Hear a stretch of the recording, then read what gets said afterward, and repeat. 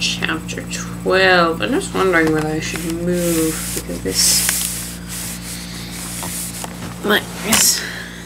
is better if I move this way, because this light is not good. This light is not good. Or is it better if I move? Well, that was good. Right there. Yeah, that's pretty good. Okay. Sorry about that. We will get started now. Chapter 12 of Enchanted. Read by me, Calla. Okay. Hattie returned to the house, but I stayed outside. I watched her leave, hating her way of walking, a mince combined with a waddle. She stopped to pick a flower and lifted to her nose, posturing for me. I sat on a bench and stared down at the pebbled walk. In all the times I'd imagined the miseries she could inflict on me, I'd never imagined this. I'd thought of injuries and I'd imagined terrible embarrassment, but I'd never thought of this kind of hurt. Areda was in our room now, waiting to give me a lesson in Aorthan. I remained seated. I couldn't face her. Was there a way to stop being her friend without hurting her? I could pretend I'd suddenly become mute so I wouldn't be able to talk to her.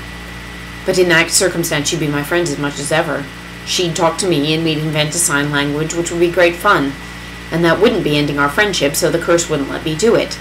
Besides, a mistress would be sure to say, "Speak, Ella," and then I would have to. I could announce I'd taken a vow of loneliness, but Areda would be hurt that I'd taken such a vow. If only Mother hadn't forbidden me to tell about the curse. But then explaining would be an act of friendship, which the curse again also wouldn't allow. The bell rang, calling us to bed. I was late again, but tonight there was no Areda to joke with about our tardiness.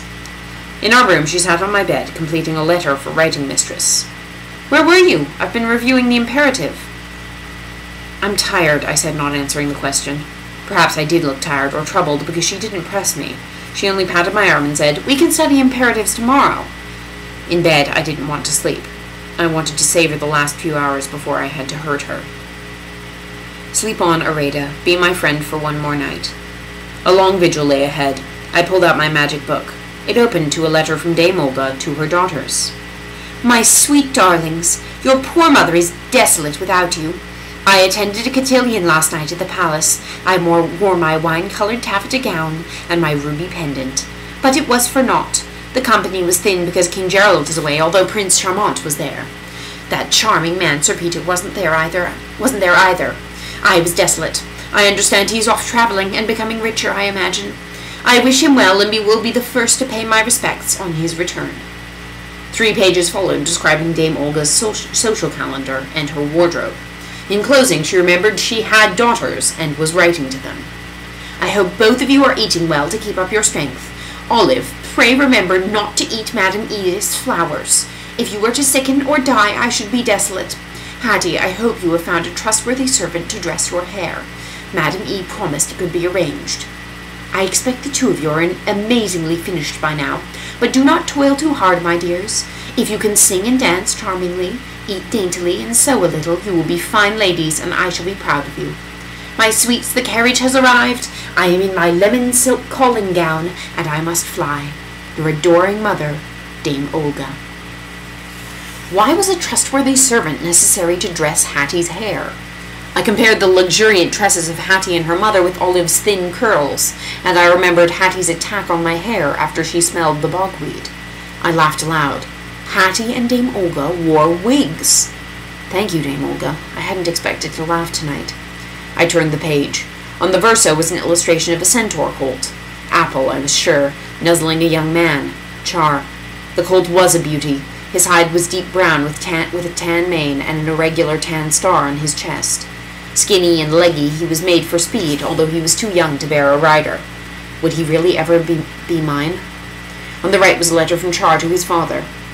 "Dear Father, I hope this finds you safe and well. My mother and my sisters and brothers are in good health, as am I. Since I received instructions to join you, I have been filled with gratitude for your confidence in me. The knights who have chosen to follow me are stout fellows and bear the command of a stripling with good humor. My mother worries, but I tell her they will not let harm befall me. In truth, Father, I am so stirred up by the thought of my first military duty, even if it is only reviewing border troops, that I hardly hear my good mother. Who knows? Perhaps the ogres will raid and there will be a skirmish. I do not fear injury, only that I may not acquit myself well. Skirmishes with ogres? How could there not be danger? Char continued to describe the visit of a trade delegation and the same ball that Dame Olga had attended, although he didn't mention what he had worn. Near the bottom of the page, my name appeared. I am training a centaur colt for a lass I know. Her mother was the Lady Eleanor. I admire their daughter, Ella, but she has gone to finishing school, where I fear she will be made less admirable. What do they teach in such places? Sewing and curtsying? It is a great distance to go to learn such paltry tricks. Would he stop liking me now that I was no longer clumsy? I had never enjoyed being a small elephant and hadn't mourned the loss till now. Would he even be alive to stop liking me, or would he be an ogre's lunch? The next page was a letter from Father to his bailiff. Dear James, the postcoach comes rarely to the Elves' Forest, but it came today. I am still with the Greenies. The trading has been disappointing. They have not so much as showed me an agulin, no matter what I bring out to tempt them. Their chief trader, Slannon, knows little about bargaining. He gave me 3 vases in exchange for a gnomish copper stew pot, and the same for a simple wooden flute. Below were 3 pages of trades and sales. He closed with his intentions. I am making for Uaxi's farm. You may remember Uaxi, the giantess who entrusted her turnip harvest to me last year. On October 15th she will marry off her daughter, and I shall be there. I should like to see a giant's wedding. The ritual is said to be peculiar. Moreover, several fairies are likely to be present.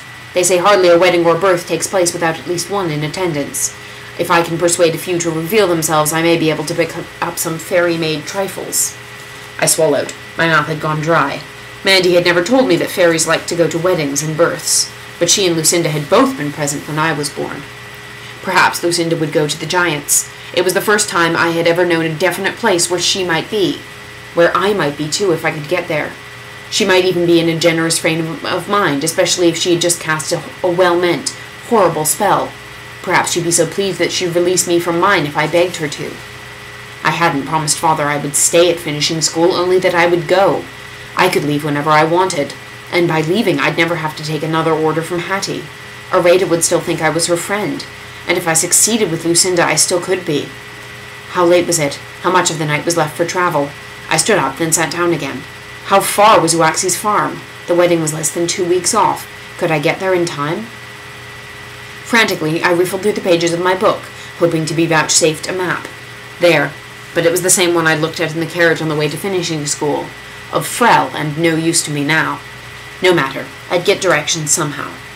In 5 minutes, my carpet bag was packed with a few essentials. Tonic, my magic book, my dictionary, a shawl, and little else. After a long look at Areta's sleeping form, I left. I paused before the door to the daisy room, then went in.